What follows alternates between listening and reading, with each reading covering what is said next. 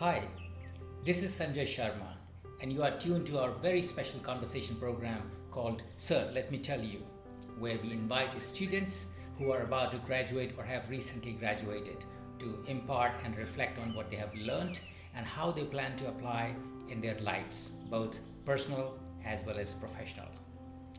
This initiative stems from a startling realization. During a recent discussion with the students, I was pleasantly surprised to notice that they accumulated way more knowledge than I remember sharing during the class discussions. It was a real treat listening to them with their level of sophistication in articulating ideas, concepts, and theories.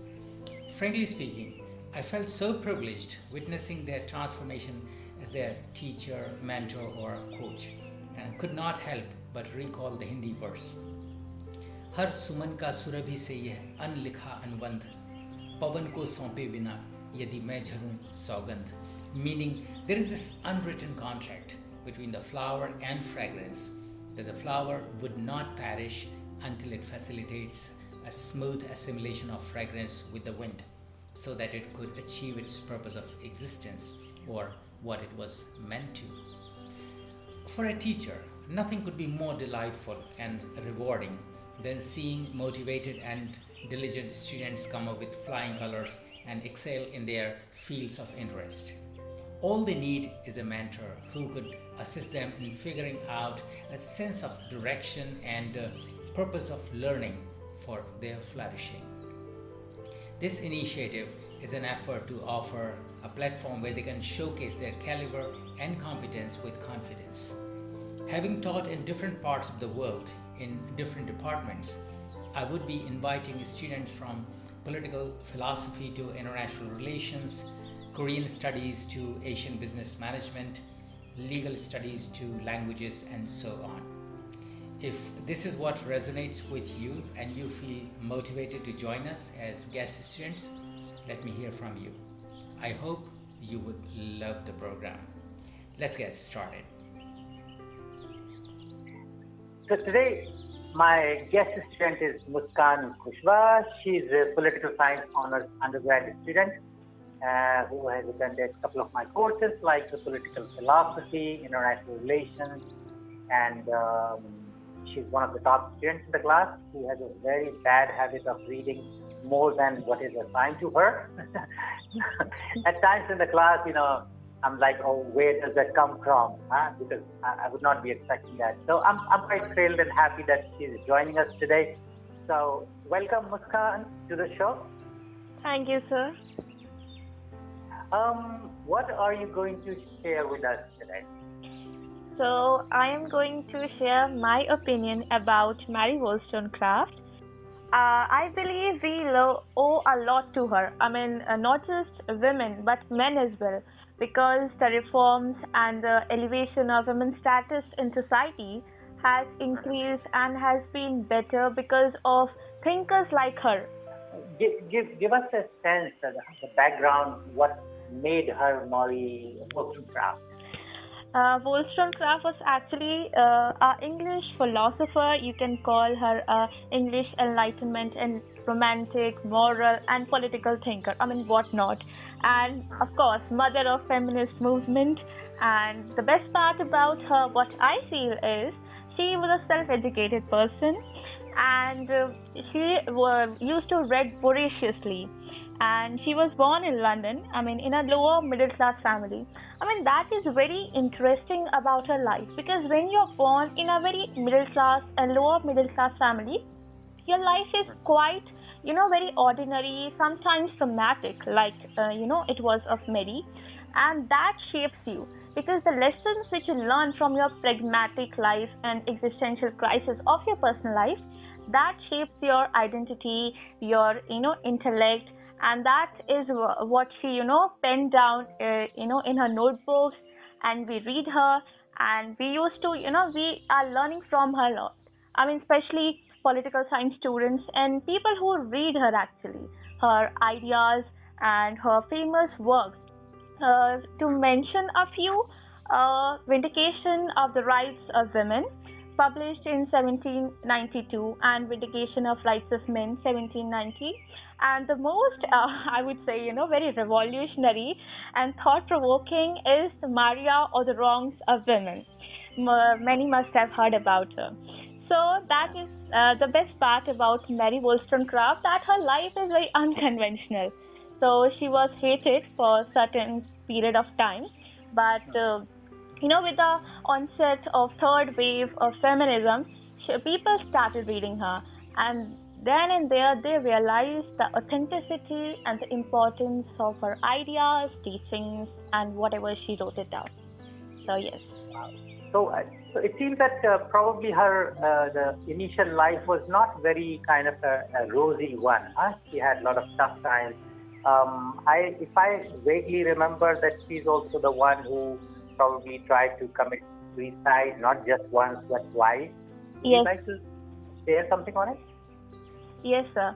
Sir, actually, she was, as I mentioned, she was a girl from a lower middle class family. Her father was actually a drunkard, and her mother was beaten by her father, and she used to stay out of her mother's room. So thereon, her journey starts as a person who becomes emotionally strong by looking at her father. And the best part about her is that she fell in love 2-3 times, and with Gilbert Himley, our relationship was not very good, and he abandoned her, actually deserted her, and she committed suicide 2 times. And that was she was somebody who was meant to live, who was meant to deliver something to society. So she was fortunately saved. First time by Imlay himself, and second time by a road passer or somebody that is unknown. So she could not bear the pain of Gilbert Imlay abandoning her, and she felt that he was in love with another woman. So that was the traumatic episode of her life, and she felt very, she was very depressed, and she was very, attached to Gilbert Imlay, but they were not married, and she had a daughter with Gilbert Imlay as well. The author of Frankenstein, Fanny. So, but that was not the end of the story. She fell in love with William Godwin, whom she married in the year in which she died as well, 1797. So, this was her first marriage. And when people get to know that, she had a daughter without marriage, so that became, churned the image of Mary. So, her life was very unconventional, you can say. I thought, this probably, these kind of things like, having a child out of wedlock is something frowned upon only in societies like ours. But was it so severe in the British society too at the time? Of course, because it is not 20th or 21st century, it was 18th century England, when things were, in the time of Industrial Revolution, the Renaissance period was going on. The ideas were formulated, philosophers were articulating, but there was not a drastic change. There was a very slow and gradual change, and wherever you go, there are restrictions for women, as they are always treated like, this is your area. I mean, it's like a plot of land which is given to an individual, that this is your area and stay there. And whereas men, you have the whole of earth to go, to enjoy, to live. So this is what happens. Though it was British, but there were restrictions like we see today in every society. In schools, there are more female staff than male staff, and it is the case that in 18th century as well, women used to have very minimal posts like nurse, being a teacher. So their status was not so very good, even in Western society. Forget about talking about India or South Asian countries. So this is the reason. I see. How was her experience in that during that phase when she was, being self-tutored and learning about the world? Actually, she grew up in poverty, but she was fortunate enough to get an education. and she worked as ladies companion as well and a governess as well. And her experiences are not very, pleasant in her life to mention. She started a girls' school as well, so it was kind of a learning stage for her. And she had a companion as well, Johnson, who used to, publish her writings. So her life is full of traumatic events which shaped what Mary Wollstonecraft is today in our minds. And the best part which I learned from her is, you have to constantly work on yourself and to, better her situation, since she was from a, very unpleasant background. So she worked as a governess, as a ladies' companion, and sometimes, and of course, she fell in love. So things were not very good for her, especially in her lifetime, since she lived only 38 years to say. That was pretty young age.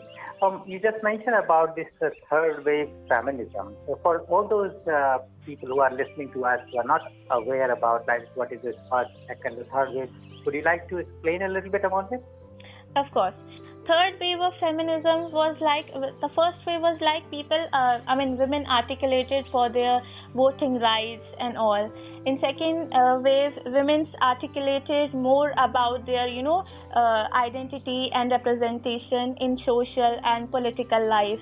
In third wave, women articulated a full-fledged, rights for themselves in every sphere. Because today even we are in 21st century and the onset of third decade, still we are propagating, we are preaching about women's right in everything.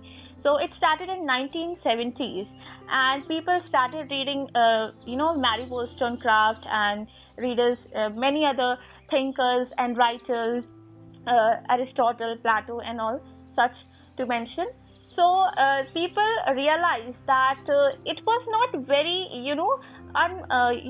unconventional of Mary to live a very, that life that she lived, like having affairs, having an illegitimate child, which people have given name. I don't know what is illegitimate. I mean, a child is a child. How do you can say that is illegitimate and one is legitimate? So right. So things were changing. The modernization, westernization shaped the ideas of people, and when they read, they themselves thought, because they were to a certain great extent living the life of Mary. Were not people having affairs? Were not did not they have children without marriage? Of course they did. Were not they falling in love for 2-3 times? People did. If you are in a toxic relationship, though you are giving yourself completely, emotionally, physically, psychologically, but once you know the other person is unworthy of it, you live your life as per your, aspirations, and you get the best of things, in your personal, in your professional, in every life. So it's not wrong. So things started changing in the third wave of feminism, and that was I believe that was the best period when the progression development started, because it's not about women having the right just for the sake of having it. Because if you talk about democratization, progress, a just society, a notion of just society, how can you neglect the other half sex, that is women? Can you have a great house by creating exterior amazingly and not having interior, in a just very luxurious or in a very beautified manner? I don't believe so.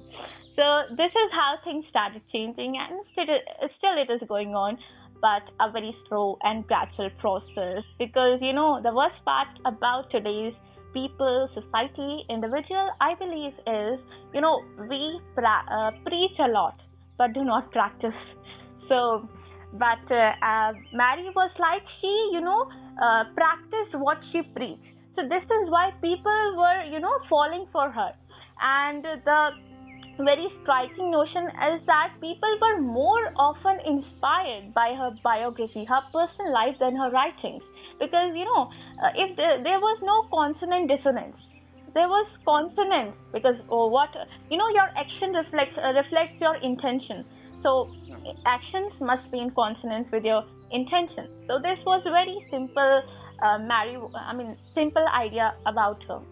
Is it that people find it very difficult to come to terms with this very style of one's personality, or it was just like that she was a woman and not supposed to live the way she wanted, rather to subscribe to the norms of the society, or it is just probably the people also wanted to live exactly in the same way, but somehow they were confined, so they had no way but to criticize her.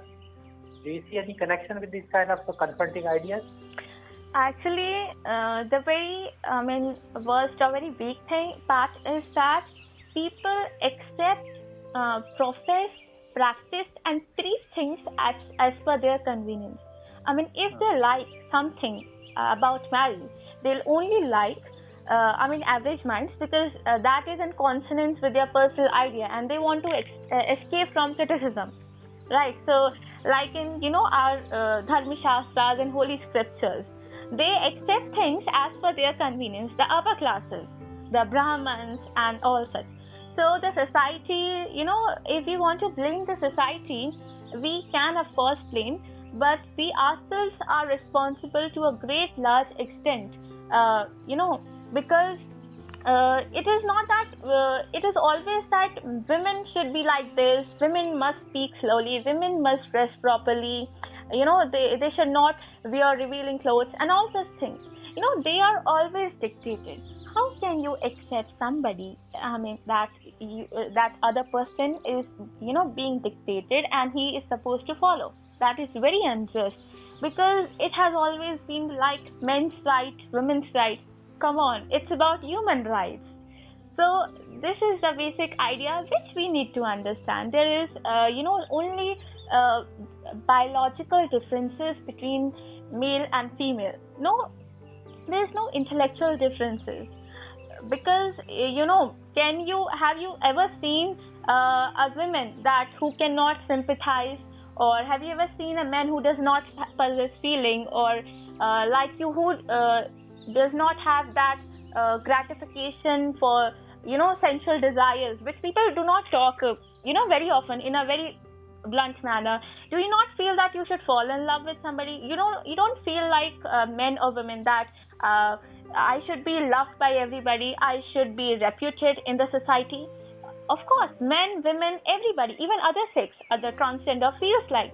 So it is the intellect, the emotional aspect, the social aspect, everything is just same. The differences are created by our mentalities and our own personal experience, what we are dictated. So, for example, this is how I believe. We are watching TV, of course, all of us, and we hear something on news, like 100 people died in Kenya, women were raped, a woman was raped in Russia, or any state like Bihar. Do you have that connotation or your intention of your mind that you have less sympathy for the one who is raped in Russia and than the one who is raped in Bihar? No, just we need to ask ourselves why.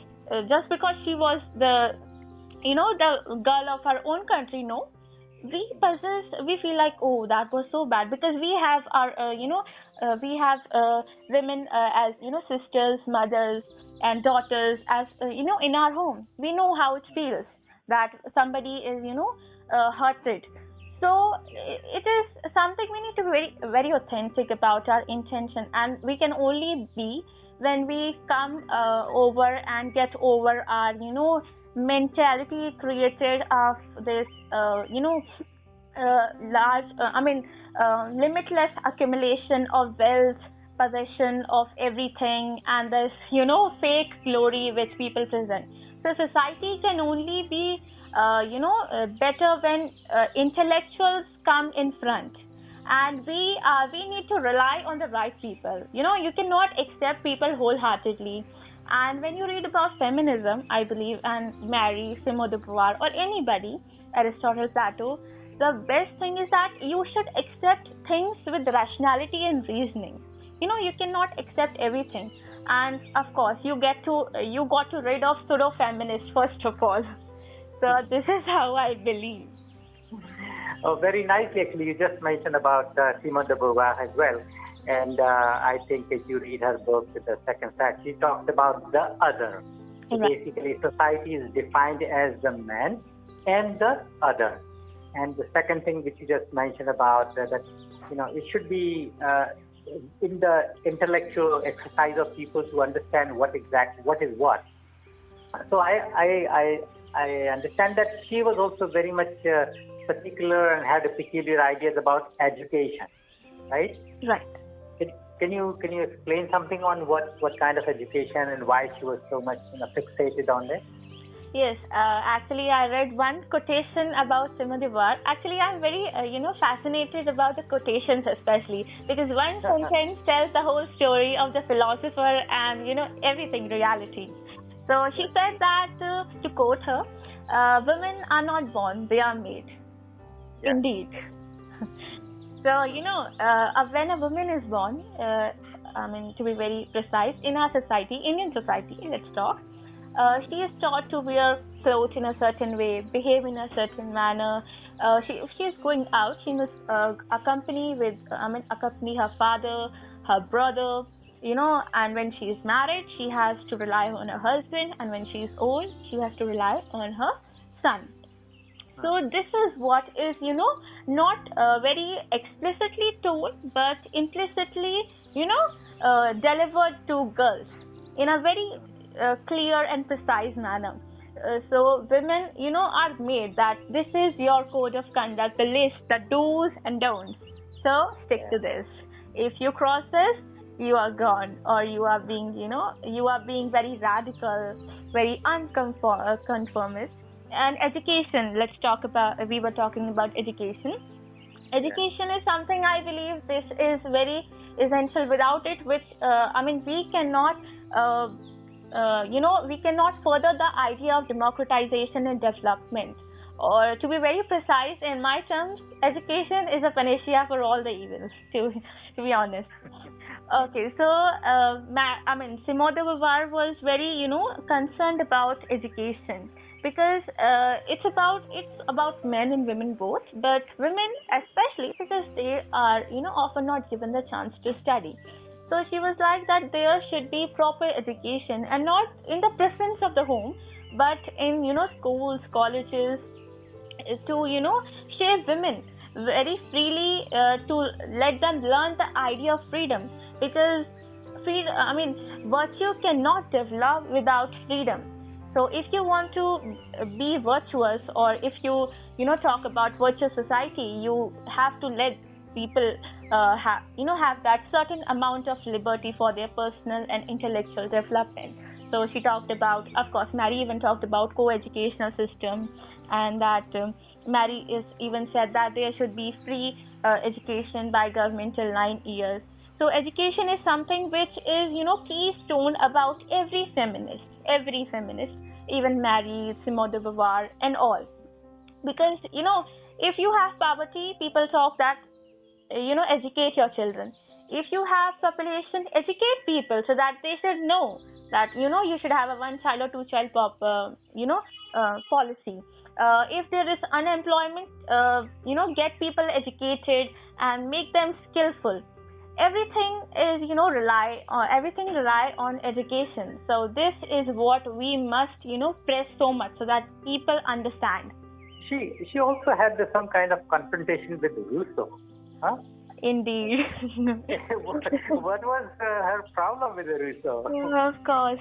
Uh, what to say? Rousseau, she and Rousseau were like, very in contradiction with each other. Rousseau actually published his book Emile, and Mary was, very keen observer. She was observing everything since she was in the, age of enlightenment, Renaissance. So she was very quite observant about what the other philosophers are writing, and she, took a very great class, you can say, of Rousseau. Rousseau actually taught certain negative very conventional. He gave very conventional ideas in his email. Like he explicitly mentioned that there are natural differences in men and women's ability, quality, and needs and desire. And this is he is writing in 18th century. I mean, in the age of Reformation. He said that women and men are one moral unit, and they are complementary to each other. And but women are for the pleasure of men, and men are, he said that men are physically strong, whereas women are emotionally strong. And women can to a great extent control her passion, but man cannot. He, always presented, I mean, women in a very soft, delicate, physically weak, as this kind of a frame. And he said that women hold power over men by controlling his pleasure through her beauty, sensuality. Women has power over men's heart, but subjecting herself to men's power over her person. He talked about, to mention few keywords which I talked. I mean, pleasure, sensuality, beauty. Nowhere he talked about reason, abilities, intellectual development, morality, spirituality. This is all what, a woman is born to please men. You can just conclude. This is how he is saying. Or, the aim of education, which he, wrote in his book. He said that education creates natural perfect men. I mean, the Emile was a male protagonist in his book, in Emile, and natural perfect women in Sophie, who was his girlfriend, or wife actually. Hence, different education should be given to men and women, because that is only what can make a perfect man, I mean, ideal men and an ideal woman. And same education to both. I should repeat, same education to both sexes would be morally degrading and disturb social order. This is what he is saying. I mean, how can you not expect that Wollstonecraft would not revolt against him? Because she is talking, she is actually very concerned about women's education, revolution in female manners, because there is nothing about female manners. There are proper etiquettes for both men and women, which they must follow. So she is, working hard, and she is trying to, change the moral standards which people had created and which are hindering the women's development.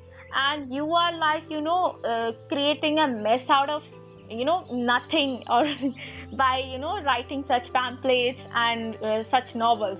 So it is very, natural for her to revolt. Even I would have revolted. Yeah, no, because I think at one place she also says that if you educate women, they also actually contribute better and more to the society. I mean, even to the, for the betterment of men.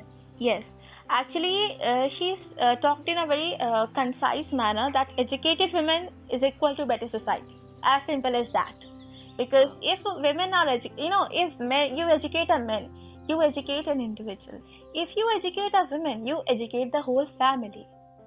Just imagine you are educating every woman in this country, or everywhere around the world. You are educating everybody, because women is the one who works like, you can say, like a radio.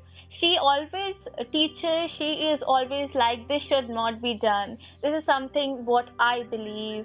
And she is very precise and very original in her ideas, sympathetic to the women's cause, the men's cause as well, to, everybody's cause. And it's not that men are not, it's because women know, because they are not just handling, their professional life, and they are not just part of the social and political world. They are, properly engaged in their household chores. I mean, they are engaged, they mingle with people, they mingle with their children, and they are the one who educate children. The first, the mother is the, first teacher actually. So this is what she is saying.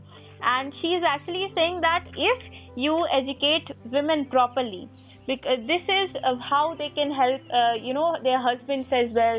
They can educate their children as well. And she desired to help women not only for their own sake, but also for the sake of their children and husband.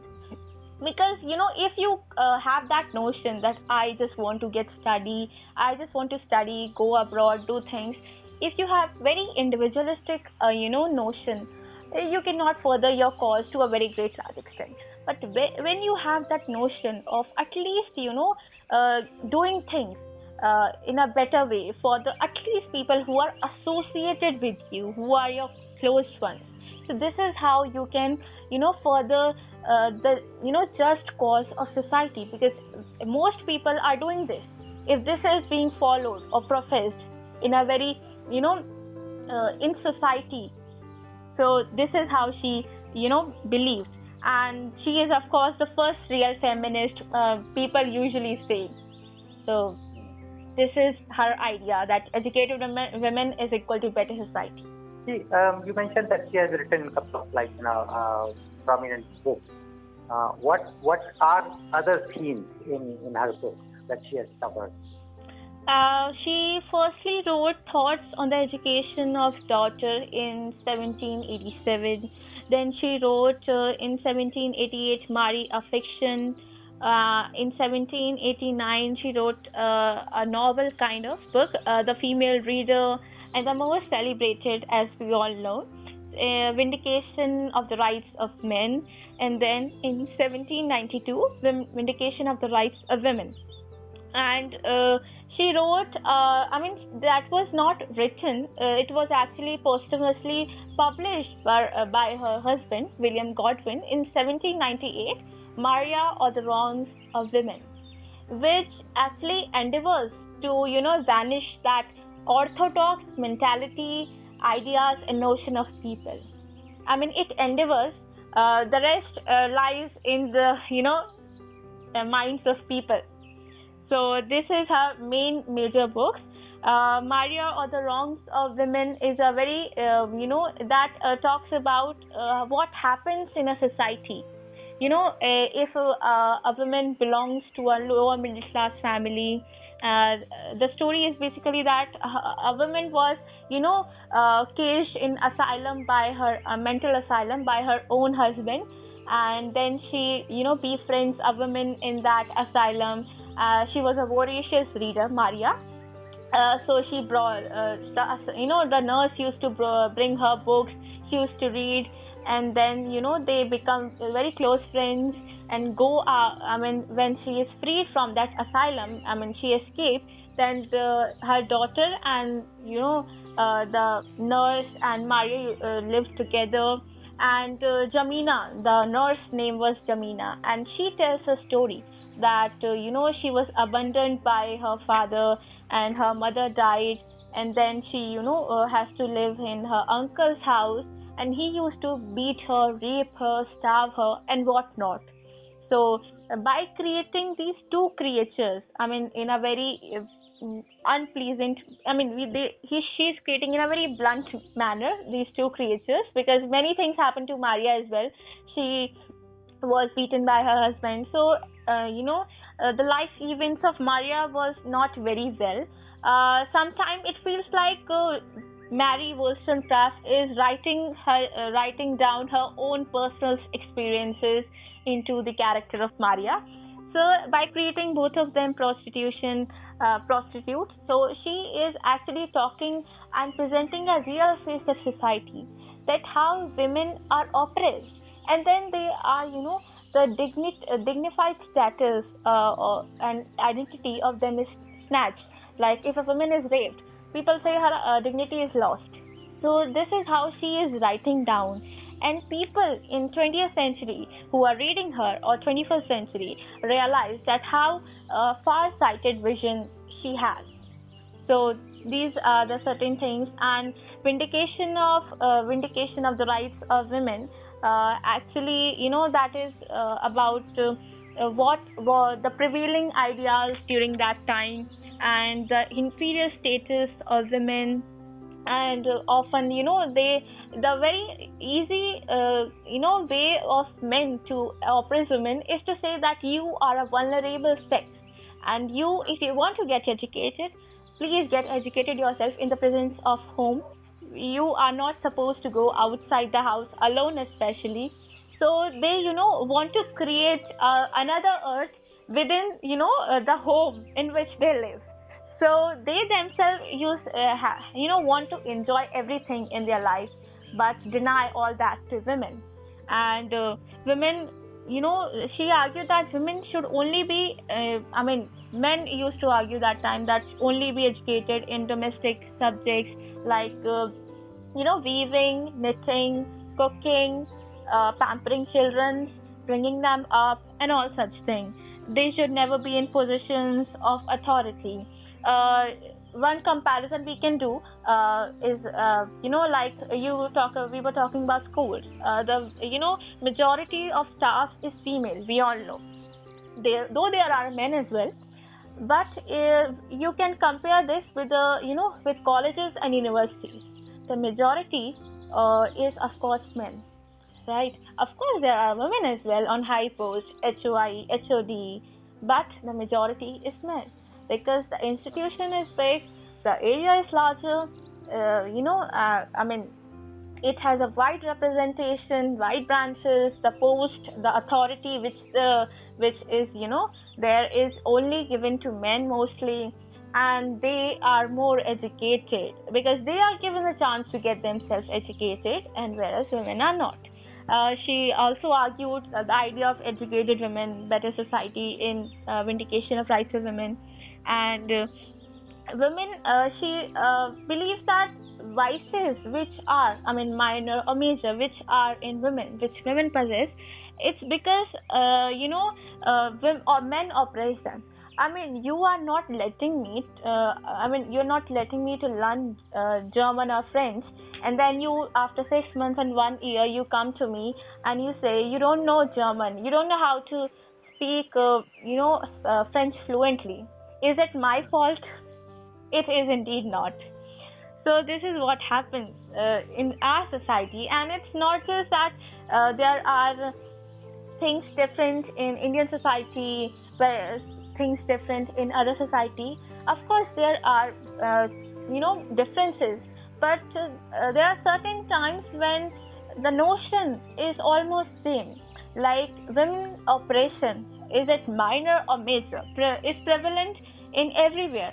All across the globe. Especially, you can mention South Asian nations since they are less democratized and less developed, but it is prevalent everywhere. So this is how she is writing and jotting down her thoughts.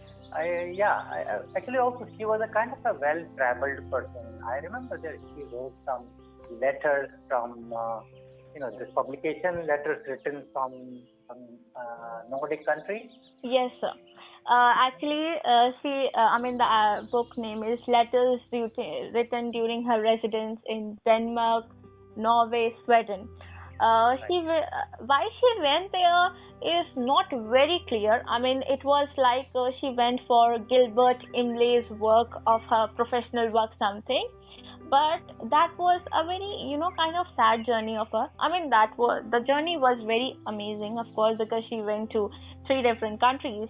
She stayed there, but the period of her personal life was like she was in a relationship with Gilbert Imlay, and things were very sad, as we know that she committed suicide because of him, not once but twice. So this tells that how toxic the relationship was for Mary, and how she was trying to overcome her, the real life, the bitter life which she is condemned to live. So she experienced a lot of things during her journey, and she was very close to nature. She came very close to nature. She wrote those romantic ideas about the sensual desire which a woman possess, a man possess, and how when a woman is in relationship, what is all she expect. So this is what she wrote down. And of course, when you read her, she is of course a romantic writer as well, and she talks about sexual desires which a woman possesses as well. That is why people were like, she is very blunt, and she is she had 2 affairs. The first one which she had was like she was not married to Gilbert Imlay. So she is writing about, how a relationship should be, and what all a woman expects when she is in love in a relationship with men. So after when she came from that, Nordic countries, things were like over, and she had to move on. And after some time, she find William Godwin, and things were changed. So Yeah, that's true. When women talk about their own life or their own preferences, their own choices in terms of how they want to live, it becomes very difficult for the society to accept. And then the best option for them is always to put a tag on, such women as somebody who is a kind of a misfit.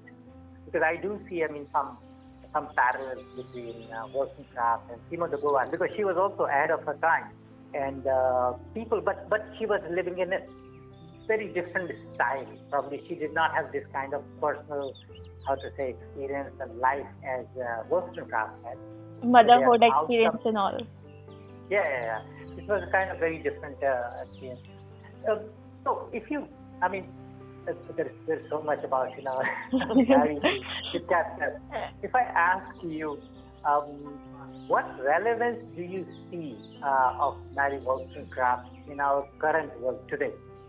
As you mentioned that when the time when she was living, people condemned her, they hated her, but it was that she was discovered after a while. When was that while, and what kind of relevance do you see today? I believe that as long as one is authentic in his actions and what he is writing and suggesting to people, then he is relevant all the time in all the circumstances. And we are reading about we are talking about Mary Wollstonecraft. So there is a lot to learn from her. I myself feel like what should I mention and what should I not.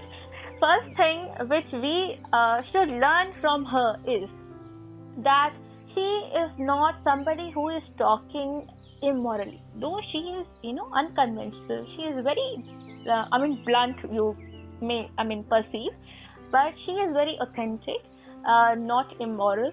She is, she fell in love. She fell. So she professed and she professed all that what she practiced. So that's the best part about her. And one thing is that she was in a very toxic relationship, as we earlier mentioned and talked. So this is, I believe, I would press, especially for the youngsters to learn that how people are, overwhelmingly in relationships and physical desires, and then men and women are like they are depressed, they commit suicide, or it's not like they commit suicide, it's that they abandon their family at the cost of a girl, at the cost of a man. So this is what should not happen, first of all. And authenticity is, I believe, is a very important key in everybody's life. So authenticity is the one key aspect we must learn from her. And her relevance is very much because she actually professed a lot of things for women, her rights. What are the rights for women? And it's not about that she said that women should be given more rights than men, but it's about that women at least should have control over their passions, over their intellect. This, if they want to choose engineering, that is their choice. If they want to wear something, that is their choice. So men should not dictate things to women. The idea is not to vindicate women as somebody divine or something very spiritually rich. The idea is to equalize them. There is no men and women. There are humans on this world, and their rights are very, so very equal. The only distinction they possess is, in their, biological. There are biological differences. Men feed. Women breastfeed their children. Women, can, they become pregnant, and they are the ones who, carry the load of taking together, weaving the fabrication of society all together. So it's not that men should have that kind of attitude, that woman is a baby and she needs to be protected. She is a vulnerable sex. This is not the case. So this is what she is saying, and she is also saying that it is justice, not charity, that is wanting in the world. And if you ask me, I am very much, um, mm, what you say, very much inspired by her quotes, which she, to mention a few, she says that I do not wish them, women, to have power over men, but over themselves, because that is what is necessary. Men eat four chapatis to fill their stomach. So does women. They can have their own. So, there is a certain kind of individual rights space that is needed for everybody. People will have to understand this now as well. I mean, this is the time that has become so ripe. She's very authentic person. That is one thing which is kind of clear from what you've just said. And then actually what she has highlighted is that it is not immoral to have many relationships or even many marriages or even having a child, out of wedlock, which is a kind of like a common norm in our society. We think it is immoral. And especially if it is regarding or about a girl, then it's very clear-cutly defined that this is immoral, whereas, men somehow get by. So that is true. So I think she appears as a kind of like a solid, bedrock for girls or for women to start thinking in a different light. It's not the feminism as people generally take their notion, but it's something that, you're not fighting against somebody, but you are trying to be a part of a bigger picture. So let me ask you this. Muskan, before reading Wollstonecraft, and Muskan after reading Wollstonecraft, what kind of changes you see in your life, in your thinking process, or the way you have started living, if at all? Okay. So my belief on originality and the fight for just society and the just cause has strengthened after reading her. And of course, like she struggled in her life. So people who are born in opulent society, live a luxurious life, can really be inspiration for somebody. But she here is living a life which is teaching, which is giving a lesson to all of us. People are like that. I have financial issues. I have this issue. So there are many issues and excuses which we tend to give. But we can learn from her that she is very pragmatic in her approach. She is, doing a lot for the society even after dying. So this is what every man, women must aspire to be like. That you have to be an inspiration, a kind of source by which you can make things better, do things in a better way. And Mari or the Wrongs of Women and her major other books which she has written, it's not about her philosophy only. It's a kind of sociological perspective which she is presenting, that this is the 18th century British society. It's not that only undeveloped societies are orthodox. Everywhere women are vulnerable, and in the name of vulnerability you can be oppressed, but you have to raise your voices, and as long as you are just and very reasonable and rational, you must fight.